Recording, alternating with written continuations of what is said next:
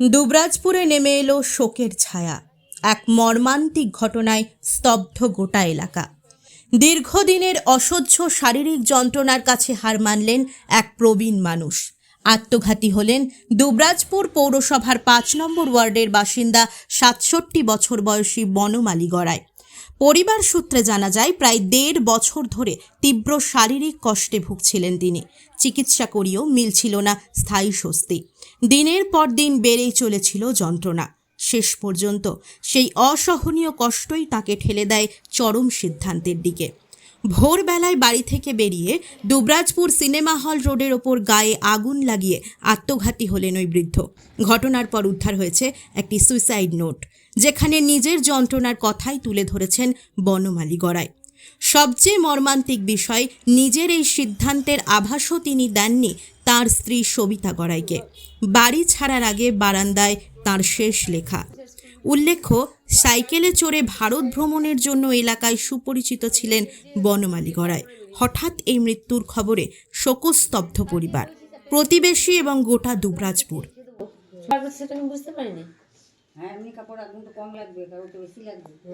কাল কিছু খাবার খায়নি, শুধু জল ছাড়া। ওই ২ বার শরবত খেয়েছে আর ওই শুধু ফ্রিজে জল খেয়েছে। তারপরে রাত ১:৩০টার সময় আমি ঘুম থেকে উঠি, তখন দেখি ও বিছানায় বসে আছে। আমি বলছি, তুমি বিছানায় বসে আছো, ঘুম আসছে না? তখন বলছে, না আমি এখনই উঠলাম নিয়ে আমি বাথরুম করে আমি নিজে শুয়েছি। তারপরে যে কখনো উঠেছে আমি আর বুঝতে পারিনি।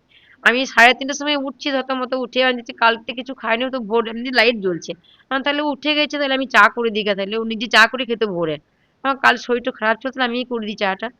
তখন আমি বাথরুম থেকে বেরিয়ে দেখছি যে ঘরে নাই, এই ঘরে নাই, ওই ঘরে নাই। তারপরে আমি যখনই এইখানটা আমার লেখাটা আমার নজরে পড়লো যে আমি ডাঙ্গাল দিকে চললাম, তখন আমি চাবি খুঁজছি, তখন দেখছি ওখানে চাবিটা পড়ে আছে। চাবিটা খুলে আমি যখন বেরোইলাম, নিয়ে বেরিয়ে আমার হাসুরবুকে ফোন করলাম, সুবীরকে। তো সুবীর আমার ফোন ধরার সঙ্গে সঙ্গে ফোন ধরলো। ফোন করার সঙ্গে সঙ্গে ফোন করে বললাম, তোমার কাকু আমি ডাঙ্গাল দিয়ে গেছি বলে লিখে গেছে, তাহলে তুমি একটু দেখো। তারপর আমি তালা মেরে বাড়ি বেরিয়ে পরে আমি আমার দেওয়ারের ছেলেকে ফোন করলাম। ও যথারীতি বেরিয়ে এলো। বেরিয়ে এসে ৩ জনকে খুঁজলাম, ঘুরে আমরা ডাঙ্গাল দিকে খুঁজতে লাগলাম, আমি ঘুরিয়ে এসে আমার পাড়াটা খুঁজলাম। তখন আমরা জানি না যে ও আগুন ধরিয়েছে।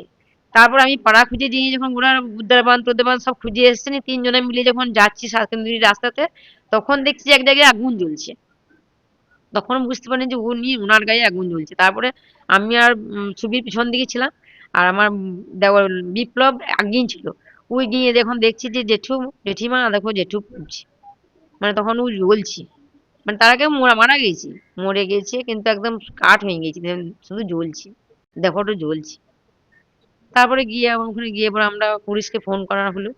পুলিশকে ফোন করলে মঙ্গল, তারপরে আবার ঘর থেকে বালতি নিয়ে এসে জল দিয়ে নিমানো হলো আগুনটাকে।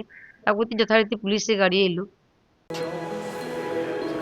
कुछ इमोशंस संभाल लेते हैं हमें बिना कहे, कंफर्ट जोन बन जाते हैं, सुकून बनकर साथ रहते हैं, जमीन की तरह स्ट्रॉन्ग और steady. Senco elements of love. আমি যেটুকু শুনলাম, মা রাতে ১:৩০ নাগাদ উঠেছিল, ঘুম ঘুম থেকে উঠে দেখেছিল তখন বাবা বিছানায় বসেছিল। মা বাবাকে জিজ্ঞাসা করেছে, তোমার ঘুম আসছে না? বলেছে, হ্যাঁ আমি উঠেছিলাম, এই শুভ তুমি শোগা। মা আবার শুয়ে পড়েছে। মা যখন ৩টের সময়, বাবার রেগুলার ২:৩০-৩টের সময় উঠে, বাবা পড়াশোনা করতে খুব ভালোবাসতো, বাবা পড়াশোনা করতো। তো বাবা ওই প্রতিদিন ২:৩০-৩টের সময় উঠে যেত, ঘুম থেকে উঠে নিজের পড়াশোনা করতো, খবর দেখতো, চা করতো, নিজে চা করে খেত, মাকে চা দিত, কাজের বউ এলে তাকে চা গরম করে দিত। বাবার এটা ডেলিকার রুটিন ছিল। মা যখন ৩:৩০টার সময় ঘুম থেকে উঠেছে, উঠে যখন দেখছে যে ঘরে মানুষটা নেই, তখন মা এই ঘর ওই ঘর করে খুঁজেছে, টয়লেটে খুঁজেছে। তারপর যখন পায়নি, তখন বাবা লিখে দিয়ে গেছিল যে আমি ডাঙ্গাল দিকে চললাম। সেটা দেখার পরে মা আমার দাদাকে, ভাইকে ফোন করে। ফোন করার পরে দাদাতে, মা, ভাই ওরা খোঁজাখুঁজি করে। খোঁজাখুঁজি করার পরে কিছুক্ষণ পর ওরা ডাঙ্গালে জ্বলন্ত অবস্থায় দেখতে পায়। ততক্ষণে সব শেষ। আমি আমি আজকে আমার এই ৩৮-৪০ বছর বয়সে আমি বাবাকে কোনোদিন ওষুধ খেতে দেখিনি। এই ইদানিং ২-৩ বছর থেকে বাবা যা ওষুধ খেতে ধরলো, এবং যত বয়স বাড়ছে তত তো বার্ধক্যজনিত রোগগুলো তো মানুষের শরীরে আসবে, সেটা স্বাভাবিক। সেই রোগের যে জ্বালা বা যন্ত্রণা, সেটাকে সেটাকে মনের সেই জ্বালা যন্ত্রণাটা মনের জোরটাকে পুরো হারিয়ে ফেলেছিল। অনেক দিন ধরে বাবাকে বোঝাতাম যে বাবা সবারই ক্ষেত্রেই হয়, সবাই সহ্য করে থাকে, তুমি থাকো, তুমি না থাকলে আমাদের কি হবে। কিন্তু বাবা সেই যন্ত্রণাগুলোকে কাটিয়ে উঠতে পারলো না। হ্যাঁ, রোগের যন্ত্রণা থেকে মুক্তি পেতেই এই সিদ্ধান্ত।